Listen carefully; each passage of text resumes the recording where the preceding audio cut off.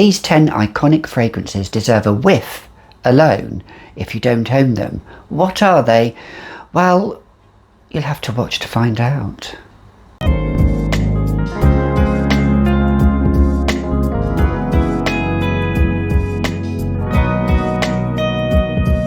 Hi, I'm Gabby and welcome back to another edition of The Fragrantician, where here on this channel we talk about nothing but fragrances, so if that's your bread and jam then keep on watching. So in today's video I am talking about 10 iconic fragrances from my own personal collection that I feel you deserve at least a sniff and a whiff. If you haven't, there are some modern ones, there are some old ones, so let's just jump into the video. So the first one is a classic from the house of Dior. I have two. I could have had a third in this collection, but I went for two in this collection. And the first one I'm talking about is Hypnotic Poison from Christian Dior. I have used about half of this bottle, I think. Even though you can't really see through it, I can just see it's down to about here, so maybe just over half left. Now this created a stir in 1998. It was, I think, a true gourmand of a fragrance. It's using vanilla and almond and a little bit of florals, but it's really that vanilla and almond. And incidentally, some people do get like a Play-Doh effect, and actually I think they used to spray Play-Doh with something like vanillic, so that's why you will get that kind of vanilla feel to it. It is quite sweet to my taste, that almond and vanilla and a little bit of caraway in there. But in 1998 when it came out, I could have done the original Poison, but I plumped for this one because it is a cult favourite. It still is a cult favourite, not as good in the longevity and sillage as it was. There's a little bit of a shadow of its former self. However, it still has good performance and fairly good projection, but not beast mode, moderate I would say. Always a cult favourite, and it is sweet and heady and I absolutely love it. Hypnotic Poison, a beauty of a fragrance that really, in the late 90s, early 2000s, we were all wearing this clubbing, and it was a bit of a clubbing kind of like fragrance and created a stir. Grab it, smell it. The next one from Dior is another late 90s fragrance from 1999, and it is an iconic fragrance, and that is J'adore Dior. Now, this is a fruity floral fragrance. It has beautiful florals in there, beautiful fleshy fruits in there, combined with a little bit of sandalwood, a little bit sweet but not overly sweet. It is a fragrance that has been described as mumsy, as grandma. Well, I'm the best smelling mumsy out there, even though I've got no kids, only fur babies, and I oppose anybody who says that. I have put a little bit of a dent in it. This actually is one from 1999 that I managed to procure, but I still think that maybe the reformulated version is just as good if you can smell it.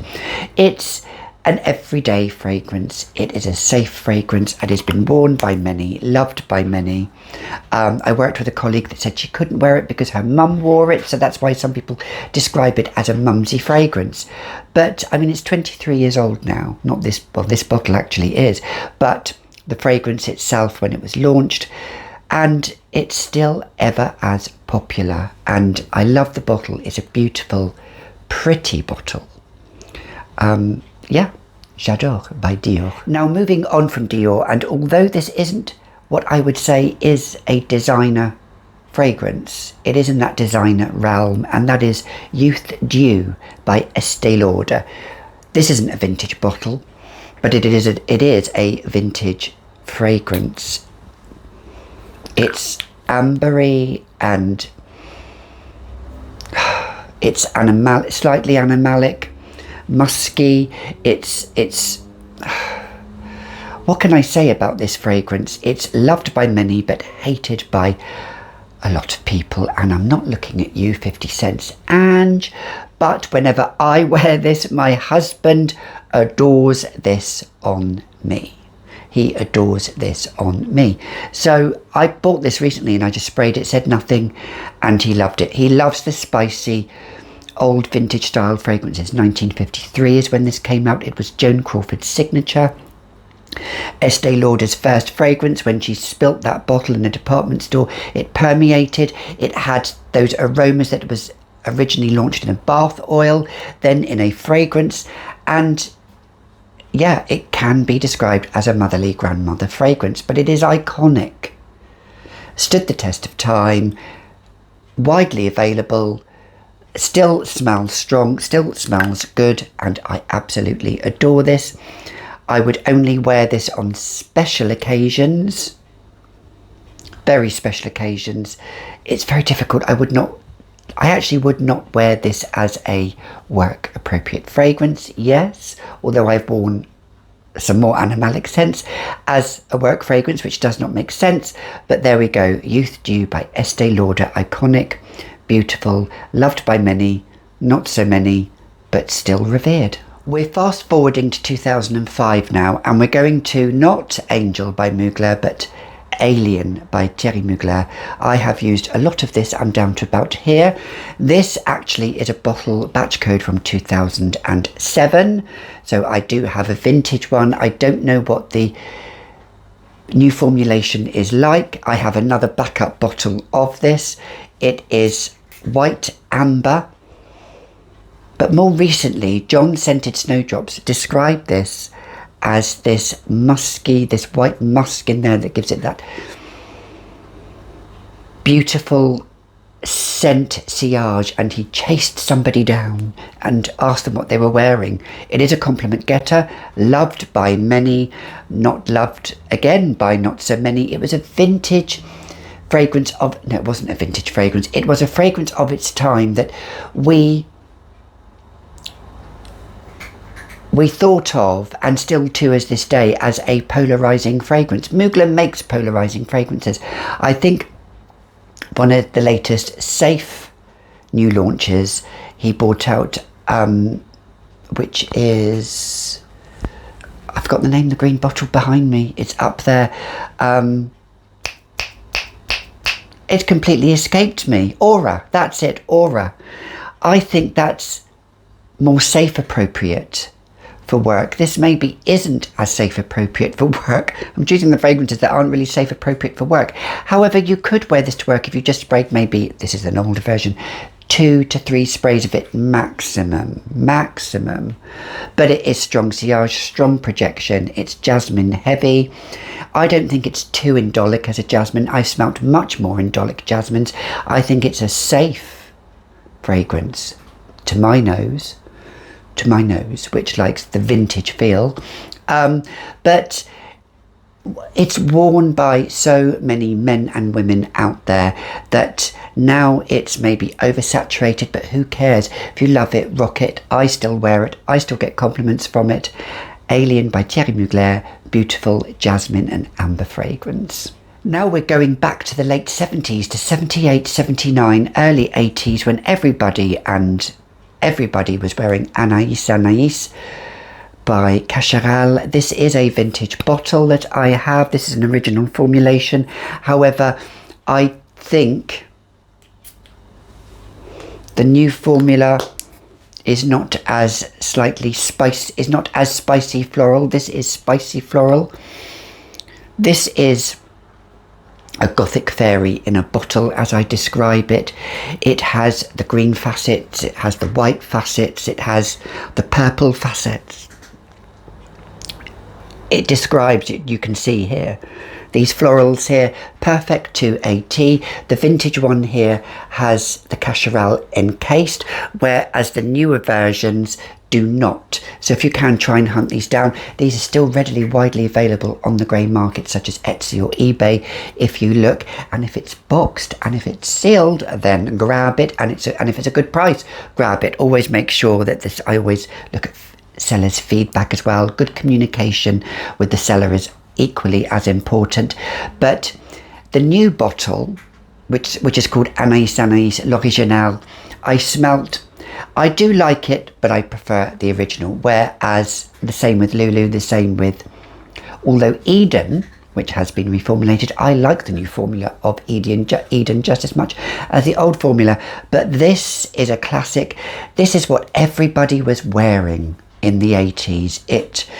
It was the fragrance, especially in France. Cacharel are huge in France, big in France. It's a very classic fragrance. It's a very austere fragrance. Some even might describe it as they couldn't wear it because it is completely that fragrance that commands.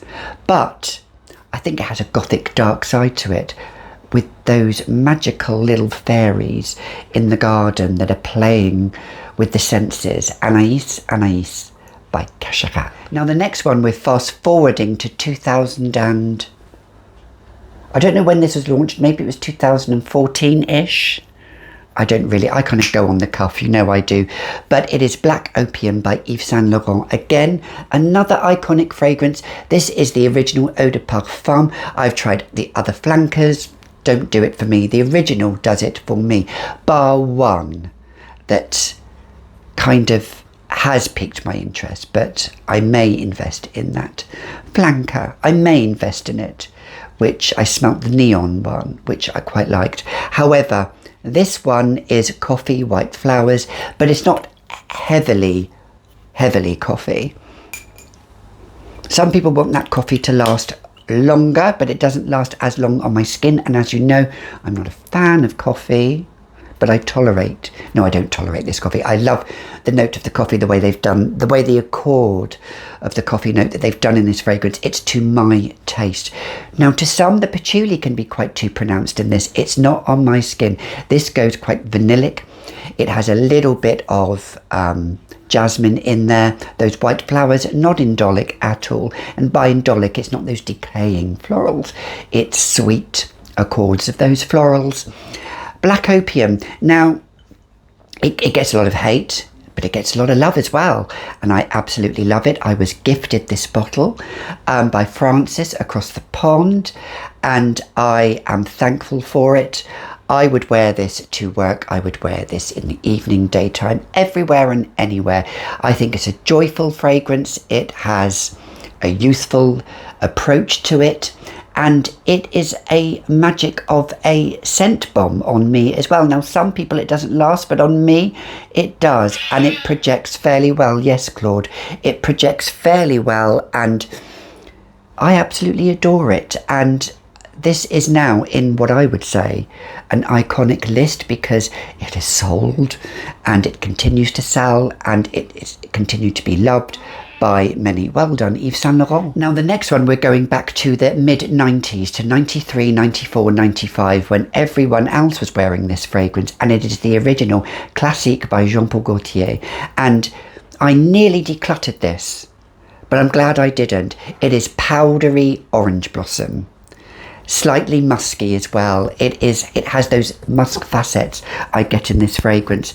The one thing I don't like is you pull this off here and then you spray it. I am going to spray it, but I don't want to spray it on my cat Claude here, who I hope is going to sit down, because believe you me, I could do some bloopers here. It's on my hand actually. I'm going to spray a little bit on my hand because, yeah, I mean, this is strong. I find this to be quite a strong fragrance. This isn't an original formula. I have only had this about 3 years or so, but I have put a dent in it, but you don't need a lot.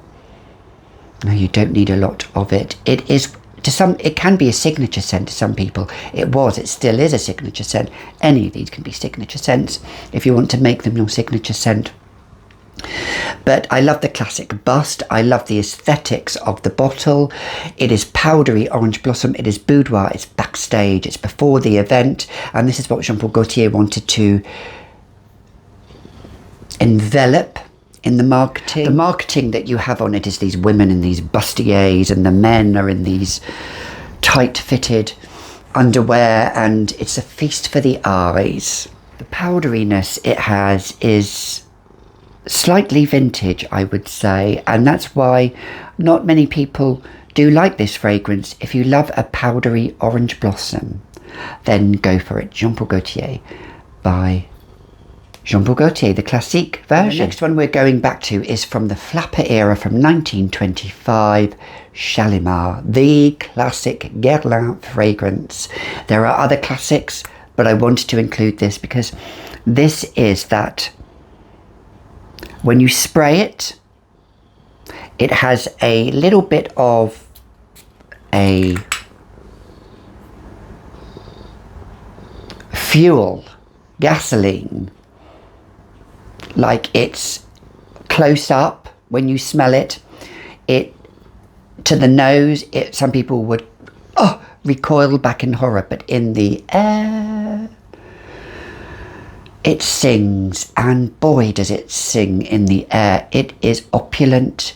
It is a fragrance that could wear you if you're not careful, so do not overspray this. And this is not a vintage formula, but it's still strong. It's vanillic, it's powdery, it evokes all of those images that Jacques Guerlain wanted to create in the Far East, in that Middle Eastern feel as well. The bottle is beautiful and stunning. I love this bottle. When they did reformulate it once, they kind of did it in like a bat kind of bottle, which I don't think looked as good. This looks much better. This is a vintage vibe fragrance, and you've got to love that older style of vanilla that Guerlain first used in their fragrances, and that vanillic vibe that it has, that vanillin, and it's just stunning. I wish I had a bigger bottle of this. This is only 50 ml. This is an eau de parfum. They do it in eau de toilette. There are copious amounts of blancas. I hear the eau de cologne is a very good flanker of this. The new vanilla one they released, let's say that's just a pass. The OG for me is going to be forever in my collection, Shalimar. It has strong projection, strong sillage, good longevity. I would wear this to a special occasion and feel opulent.